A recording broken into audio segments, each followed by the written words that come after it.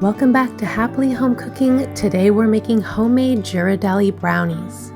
You can get Ghirardelli's brownies at Ghirardelli Square in San Francisco at their ice cream and chocolate shop, along with lots of other goodies. They even have a box mix available at Costco, which are actually very good as far as mixes go, but today we're making them ourselves from scratch using high quality organic ingredients for truly the best brownies you've ever had. No canola or soybean oil, no artificial flavor garbage, just real, fudgy, Ghirardelli brownie goodness. So come hang out in the kitchen with us and let's make the best brownies you've ever had. So first, we'll go over all the ingredients you'll need to make your own amazing brownies. We're using high-quality grass-fed butter from New Zealand, no inflammatory oils in this recipe. This butter has a wonderful rich flavor and it is salted, so we won't need to add additional salt to this recipe. We're using a combination of organic white and brown cane sugars, real vanilla extract, organic all-purpose flour, a touch of baking powder, really good organic single origin cacao powder, organic eggs, and of course, Ghirardelli chocolate.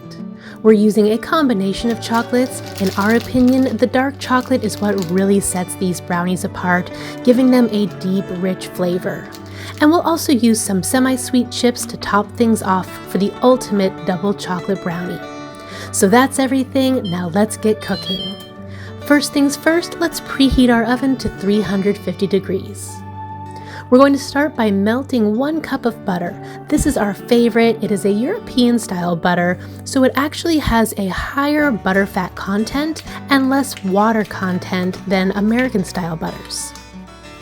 It also comes from cows that are grass-fed rather than GMO corn-fed, which means it is more nutritious and has a richer flavor. You could melt this in the microwave if you want, but I'm doing it in a saucepan. We actually got rid of our microwave this past year in an effort to preserve the nutrition in our food more. Using the stovetop or oven for heating things only takes a few minutes more, and in our opinion, they end up tasting better too. But no judgments if you use a microwave, we did too for years. And I know it may seem a little ironic that I'm talking about nutrition in a brownie video, but even sweet treats can be made a little more wholesome with quality tools and ingredients. So once your butter is melted, we'll pour it into a medium bowl, and we're going to use the last little bit to grease our pan. We're using a 9x9-inch ceramic coated pan. This is part of a new Tramontina bakeware set that my husband bought me for Christmas. Ceramic is a great choice for a non-toxic, non-stick surface. You'll see at the end, our brownies will just slide right out of the pan. And honestly, I don't even know if this is necessary, but we're going to use the last few drops of butter from our saucepan to lightly grease our baking pan, just to be on the safe side. Alright, that's good to go. Now back to our bowl. To our butter, we'll add 1.5 cups each of granulated sugar and brown sugar. And we're just going to be making this whole recipe in this one bowl, no need for a mixer today. Just grab a whisk or a big spoon or whatever you have and mix this together until it looks like wet sugar sand.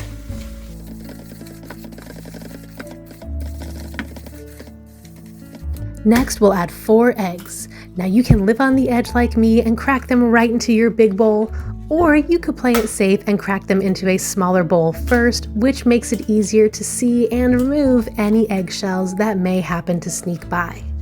I guess I'm living dangerously today.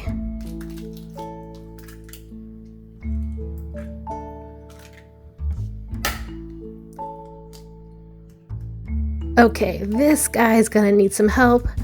2 hands, thank you very much. And there we go. We'll also add a tablespoon of vanilla.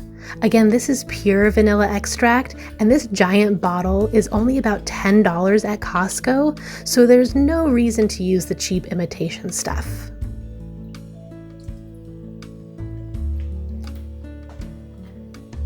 Now mix it all together until you can't see the eggs and your batter looks like caramel sauce.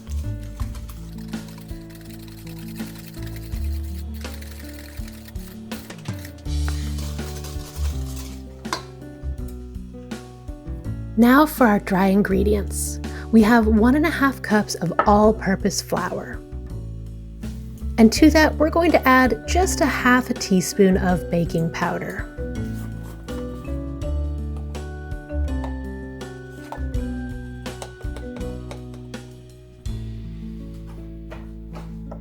And we'll just give that a quick little mix to help distribute the baking powder. And into the big bowl it goes. And now our cocoa powder, or cacao powder in this case. You can use either one, but cacao is simply less processed and therefore more nutrient dense. While we are clearly still treating ourselves today, one of the things we have been doing is trying to consume less processed and inflammatory foods and ingredients, and choose more minimally processed and nutrient-dense foods where we can. Things like this are an easy swap. And I am going to break out my sifter and sift our cocoa powder. We're using 1 cup, by the way. I don't usually sift my flour, but 2 things I do almost always sift are cocoa powder and powdered sugar because they tend to get a little clumpy. And now we'll just gently mix these dry ingredients in until everything is moistened. Make sure you get all the flour down at the bottom of the bowl, but don't overmix. Last but definitely not least, we're adding our Ghirardelli chocolate chips. Now, Ghirardelli isn't organic, however, it is a very good quality chocolate, no artificial flavors, and it can be easily found at pretty much any grocery store. We'll add 1 cup of our dark chocolate chips right into our batter. We like the 60% dark chocolate. You use your favorite kind. And just give that a little stir in.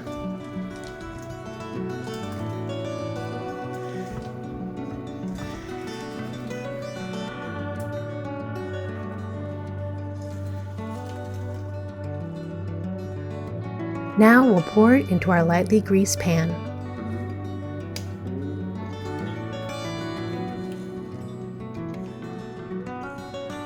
Spread it into all the corners and smooth it out into a nice even layer.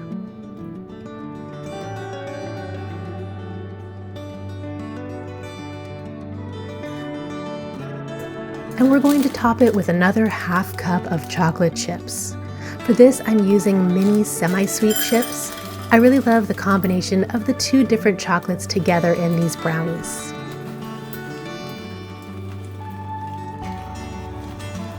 And we'll just sprinkle these over the top. And of course, you don't have to use mini chips. You could use regular chips or even chocolate chunks. I just think these look pretty. And I'm just going to take my time and make sure I get these spread nice and evenly over our brownies all the way to the edges so that every piece gets all the chocolatey goodness.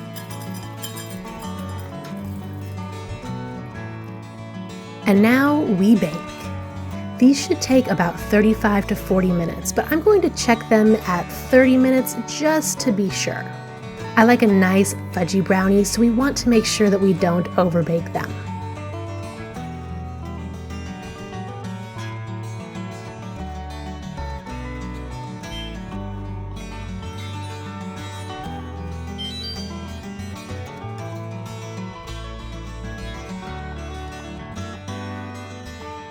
After 30 minutes, I can tell these still aren't done yet. They're a little jiggly in the middle as I pull them out, so I'll pop them back in for another 10 minutes or so.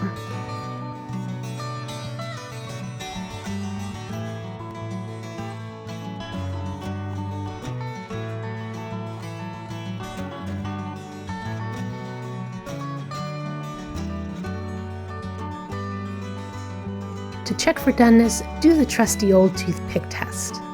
I like to still see a bit of chocolate on the toothpick to let me know they're cooked but still moist and fudgy. I do not want a dried out brownie.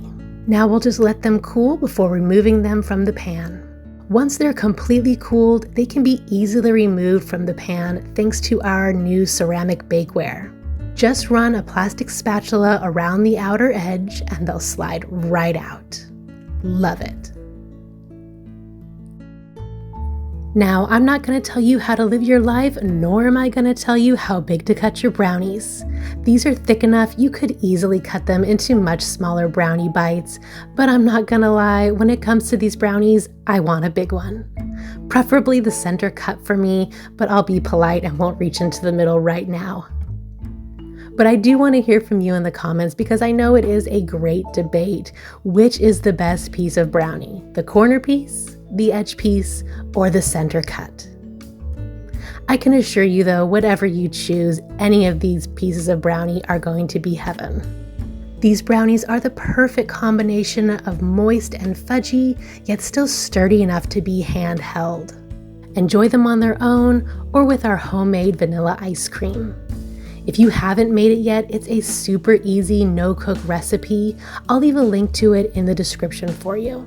Thanks so much for hanging out in the kitchen with me today. If you enjoyed this video, I appreciate you leaving a like and a comment, and make sure you are subscribed to our channel for more family favorite recipes.